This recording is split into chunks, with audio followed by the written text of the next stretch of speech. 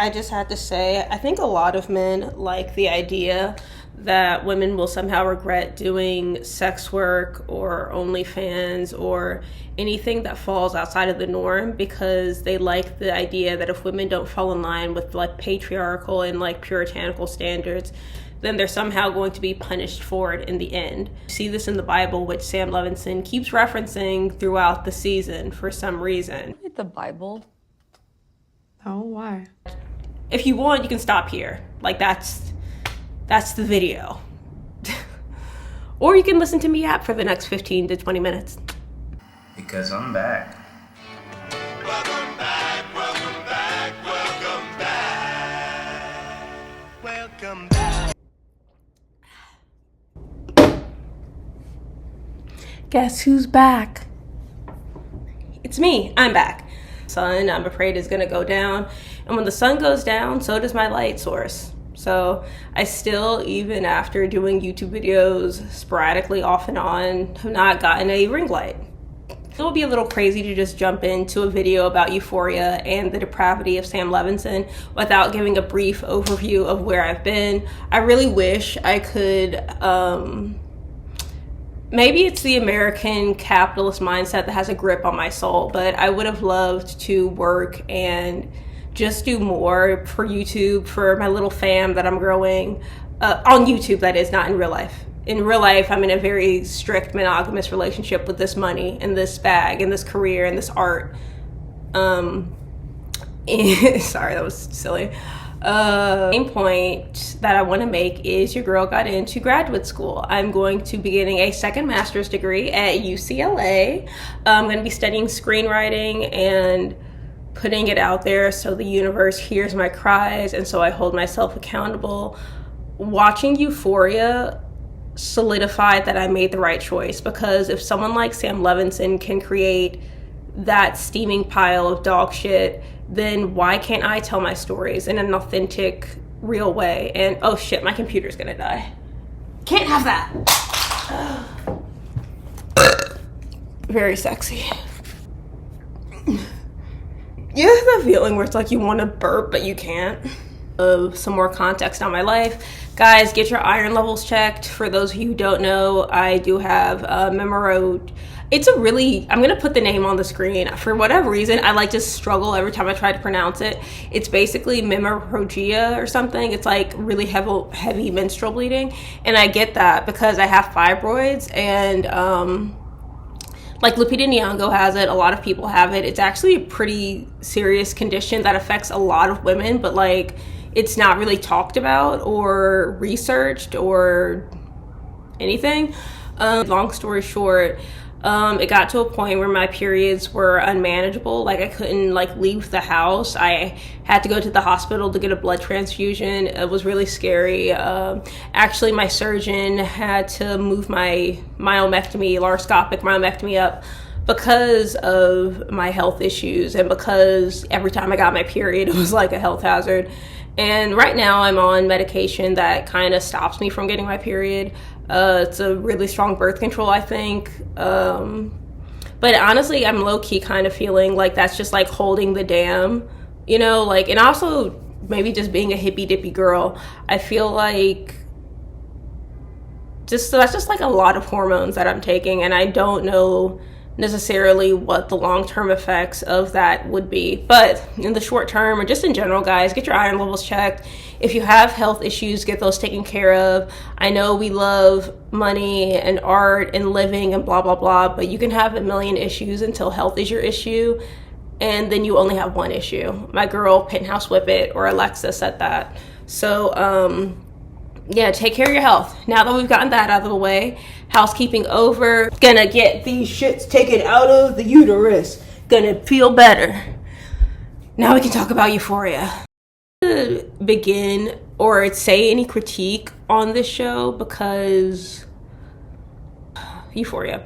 Let me just say that my critiques on this show aren't that like heavily like Puritan, oh my god, please think of the children, oh, can you believe that this type of thing is set in high school? Like, no, I actually think that for at least high schoolers of my generation, that is millennials aged like 27 to like 43, whatever the age of millennials are, that having intercourse, I'm trying not to get dinged on YouTube, but I think I kind of feel like that sounds silly, and I honestly, my channel's not that big, so I'm just gonna use the words that I use. I think that having intercourse, doing illicit substances, you know, basically figuring out who you are is kind of pivotal or a really important part of many kids' high school experience. Now, I wasn't doing all that when I was in high school, but I knew people who were. And I do think that honestly a flaw of the show is that they kind of don't, I mean, maybe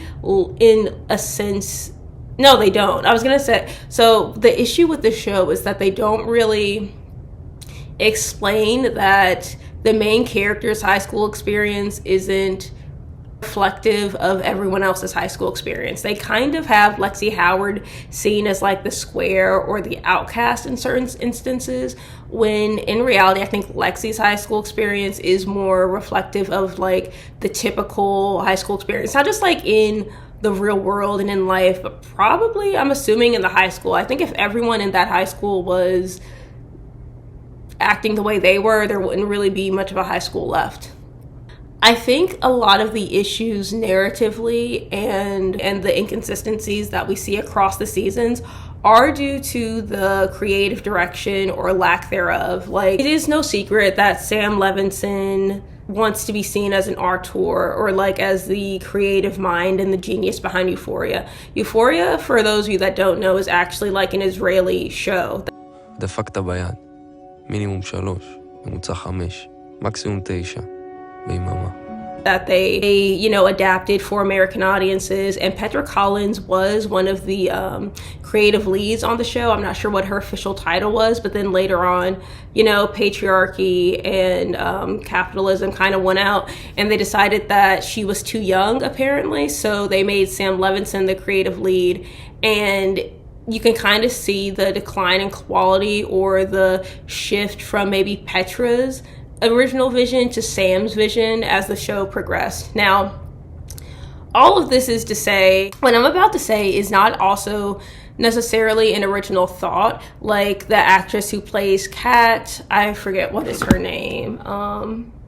Barbie Ferreira. Barbara Ferreira actually is on record as saying that Sam Levinson, something to the effect of Sam Levinson knows what he knows, but he's not necessarily great at writing characters outside of his experience.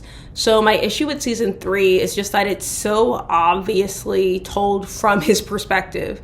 What do I mean by this? Euphoria season 3 is the worst depiction of sex work I have ever seen. And that includes like Showgirls, that includes, Zola, Hustlers. I think the issue also is that in recent, like, contemporary memory, there have been great examples of sex work or of being a midnight ballerina or an OF girl or an adult film star. There are just so many better examples.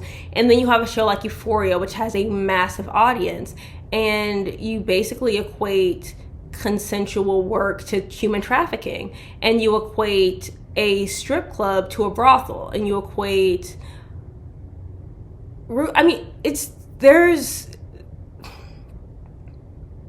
what irritates me, I think, the most about this season is that so many people said that it was more realistic, or, they're trying to make it more like real life, and he's trying, like the second season of the first season, they were trying to make you like someone or not like someone, and this time it's more real, and it's weird. I want to be honest. It's like, you ever have someone tell you they like something, and then you think less of them afterward? A little bit, because especially when I hear people say, it's like, what realism? It's like, show is realistic for people that have zero experience in the nightlife industry.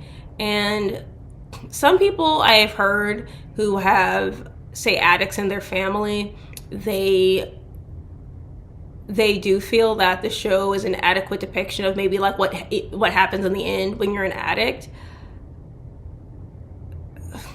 Briefly and effectively, the sun is going down. Briefly and effectively, let's compare and contrast Euphoria to other depictions of say, being a midnight ballerina, the first thing that comes to mind is Anora, where not only do they have actual like midnight ballerinas in the production and that are a part of the consulting, but they're not trying to necessarily demonize or glamorize it. I've heard some people disliked it because they felt it was too realistic or like intense or high, or whatever you might want to say. But you can't deny the fact that the difference between Sam Levinson and Sean Baker. You can't deny what the difference is between Sam Levinson and Sean Baker is that Sam Levinson is writing from his experience and what he thinks this world is like, whereas Sean Baker will actually research, speak to people who live that life, and then create something from it. Whereas someone that's been in and out of the industry for over a decade, it's very clear that Sam Levinson that he just wrote what he thinks the adult entertainment industry is like. Something else that's incredibly obvious is that by the issue with having Sam Levinson speak entirely from his personal experience while saying he's speaking to a sex worker, African American. The issue with having Sam Levinson speak from his perspective and his experience as a privileged white man, and yet have him write for characters that are African American, current addicts, sex workers, transgender people, just anyone who is marginalized, is that he can't do it properly. The characters say slurs every few minutes and not in a way that feels authentic to the communities he's trying to represent. If you also want to take Euphoria and compare it to a movie like Hustlers, which again is actually based on an essay from a sex worker, then you can also see the issue that if you compare the season 3 of Euphoria to, say, a movie like Hustlers, the perspective from the adult of the sex workers is very clear, very transparent. You're not necessarily supposed to like them or dislike them. You're supposed to understand why they're doing what they're doing. Versus Euphoria, for me, it's like you can maybe try to infer why a character is doing this or that, but you're doing a lot of heavy lifting for bad writing. What irritates me about the season is that there are lots of people who want to say that, oh, no one has media literacy, oh, you're just punching down to the show, you're being such a Puritan, oh, they don't need to spoon feed you everything. And sure, but don't tell me I don't know how to read when I have a master's degree in English. This show isn't written well, and that's why people have so many questions, and that's why you have to make things up in your mind. That can be done when it's done effectively. And the fact that there are so many different explanations and plausible that just shows that the writing is bad, because Sam Levinson isn't giving enough context or evidence for you to support your own claims that you have. I think the issue with me also is that, for example, the actress that played Kitty is a Nepo actor. And hey, I honestly, when it comes to Nepo babies, I think it's great that everyone should get work as much as they can. I just want them all to acknowledge, where they come from. To me, it's kind of like, say, if your dad is a mechanic or your mom is a teacher, they might teach you the family business. The same way, if your mom is a producer and your dad is an actor, they might try to get you in show business, because that's just the family business. That's just the way life works. Cool, fine. But why are you having someone who is from a generational acting family play an incredibly marginalized, trafficked young woman with zero depth? That the issue with the character Kitty and how she was portrayed is that she was so tragic and so airheaded. There was little depth to her. There was little depth to any part of the story. Sydney Sweeney's boobs took 6 minutes of one episode, and what did it say? That's the thing. You can make all these different interpretations or all these different arguments for why this was included, but at the end of the day, does it not feel like you're just eating potato chips, and not even really interesting niche potato chips from a small indie small business local farmers? No, it's like you're eating Lay's, regular Lay's potato chips. Sure, sometimes it's entertaining, it passes the time, but do you really feel like you're learning more about these communities he's trying to represent? And that's also what's irritating to me, is that lot of people think they are. They're eating Lay's potato chips and they think they're eating quinoa with like some broccoli and a light dressing on the side. That is not what this is. I have never heard a transgender person refer to themselves as a tranny. I have never heard Black people, and I am Black in case you're just listening to this and you're not looking at it, I've never heard Black people refer to themselves as an N-word with a hard R non-ironically, right? It's just, ew, like, it is my wish that one day I can create something for us, by us, or as the disabled community sometimes says, nothing about us without us. Because when you do have something about someone or a group of people without them, you get euphoria. You get like a high-flying, like big budget slop. This is essentially what this is. If you compare if you compare season 3 of Euphoria to Zola, that's again a movie that's based on a Twitter thread from a midnight ballerina. Like, it's specifically from her mouth, and that this is how we've like created the show. That feels more authentic, and it is a more entertaining story because it's real, versus this story that Sam Levinson clearly just pulled out of his ass. Well, I'm gonna say it a million times until people hear it.